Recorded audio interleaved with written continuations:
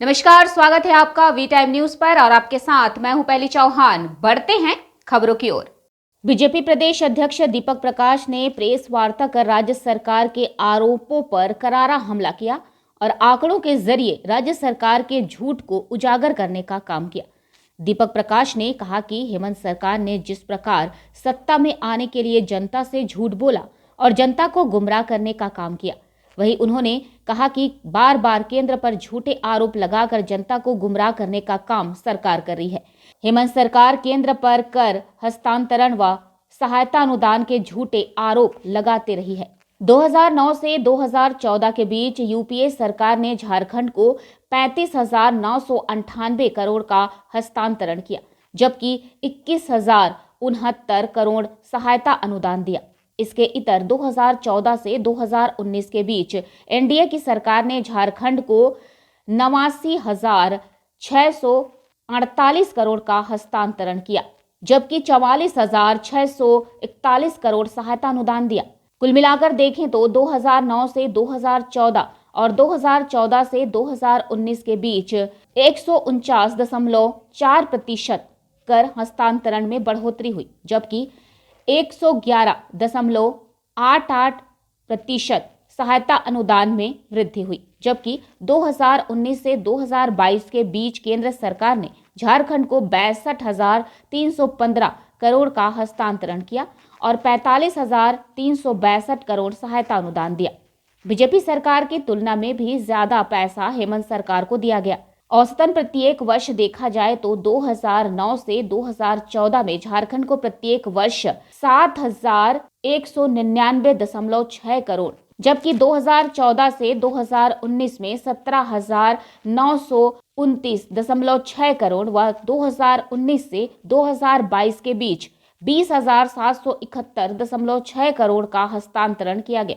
जबकि सहायता अनुदान के तहत 2009 से 2014 में प्रत्येक वर्ष 4,213.8 करोड़, जबकि 2014 से 2019 में 8,928.2 करोड़ व 2019 से 2022 के बीच लगभग 2 गुना 15,120.6 करोड़ सहायता अनुदान दिया गया। 2009 से 2014 तक वित्त आयोग अनुदान से 5,079 करोड़, जबकि 2014 से 2019 तक 6,963 करोड़ दिया गया, जो कि 2009 से 2014 की तुलना में 2014 से 2019 में 37% ज्यादा है। वही 2019 से 14 जनवरी 2022 तक 11,008 करोड़ रुपए आवंटित किया गया। इसके साथ ही उन्होंने कहा कि कोरोना काल में भी हेमंत सरकार ने जनता को भगवान भरोसे छोड़ दिया। अनाज सड़ते रहे पर जनता को बांटा भी नहीं गया। कोरोना काल में प्रधानमंत्री गरीब कल्याण अन्न योजना के तहत अप्रैल 2020 से नवंबर 2020 तक और मई 2021 से अक्टूबर 2021 के बीच लगभग 2,47,00,000 लाभुकों के लिए 16,14,620 मीट्रिक टन अनाज व 44,593 MT दाल व चना आवंटित किया गया। वहीं 1,43,436 प्रवासी लाभुकों के लिए 1,776 MT अनाज व चना दिया गया। वही अप्रैल से सितंबर 2020 में प्रधानमंत्री उज्ज्वला योजना के तहत 375 करोड़ 20 लाख व 24% EPF के लिए 76 करोड़ 66 लाख रुपए आवंटित किया गया, जबकि राष्ट्रीय सामाजिक सहायता कार्यक्रम के तहत 12,88,850 लाख लाभुकों को दिया गया। इसके साथ ही 2 लाख रुपए का प्रधानमंत्री जीवन ज्योति बीमा योजना और पीएम सुरक्षा बीमा योजना के तहत 84,58,602 लोगों को एनरोल किया गया है। वही अटल पेंशन योजना के तहत 9,77,043 सब्सक्राइबर को एनरोल किया गया है, जिन्हें 1,000 से 5,000 तक का पेंशन की बात कही। राज्य की सरकार, हेमंत सोरेन जी की सरकार, झारखंड मुक्ति मोर्चा, कांग्रेस और आरजेडी की गठबंधन की सरकार 2 साल से ऊपर सत्ता में काबिज है और सत्ता में काबिज होने के पहले झारखंड की जनता को दिग्भ्रमित करते हुए कुर्सी हथियाने का काम किया। मैं एक शब्द का उपयोग कर रहा हूं, कुर्सी हथियाने का काम।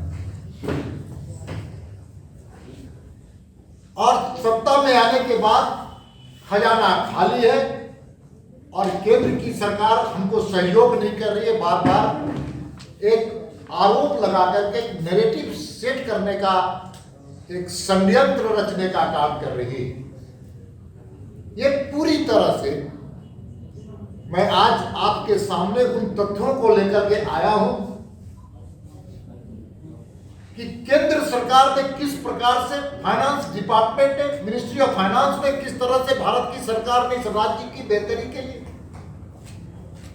इस राज्य के आर्थिक सामाजिक उत्थान के लिए, आदिवासी अनुसूचित जातियों के लिए, महिलाओं के लिए किस प्रकार की योजनाओं का भंडार इस राज्य को दिया है और किस प्रकार से यह राज्य की जनता को जिस काम के लिए पैसे आए हैं, जिस योजना के लिए पैसे हैं, उसको वास्तव में ठीक से पहुंचाने का काम नहीं कर रही है।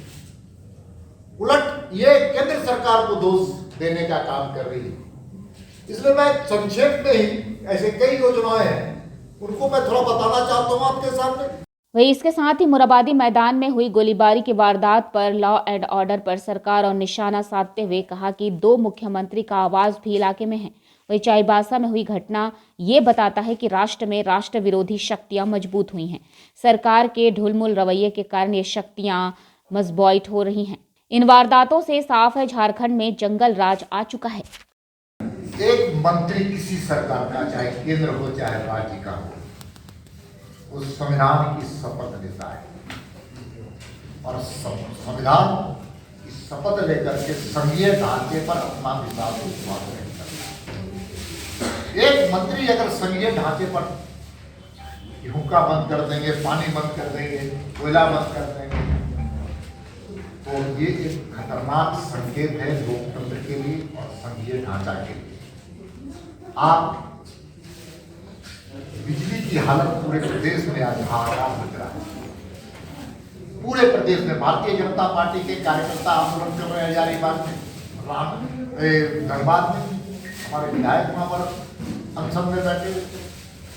और इसका मूल कारण अगर आप जानने का कोशिश कीजिएगा तो इनके जो बिजली विभाग है, मंत्रालय है, वही उदासीन है और वो परिस्थिति ऐसा पैदा कर रही है। यार आप बिजली खरीदिएगा तो बिजली का बिल भुगतान कर पाते हैं। हम सब लोग कंज्यूमर हैं, हम सब लोग कंज्यूमर है बिजली के। हमारे पार्टी ऑफिस में भी बिजली की रोशनी आ रही है, अगर बिजली का बिल नहीं देंगे तो रोशनी काट दी जाएगी, बिजली का लाइन काट दिया जाएगा। आपके घरों में भी लाइन काटना भी चाहिए, लेकिन राज्य की सरकार अगर बिजली का उपयोग करती है और बिजली चोरी पर रोक नहीं लगाती है, बड़े बड़े उद्योगों में बिजली चोरी हो रही है और उस पर अंकुश नहीं लगा करके पैसे का कलेक्शन कर करके और डीवीसी को पैसा नहीं दिएगा, जिससे आप खरीदिएगा बिजली उसको पैसा नहीं दीजिएगा, तो स्वाभाविक रूप से वो बिजली काटेगा ही। इसलिए राज्य की सरकार के पास अपनी इच्छा शक्ति होनी चाहिए, अपना आंतरिक संसाधन होने चाहिए।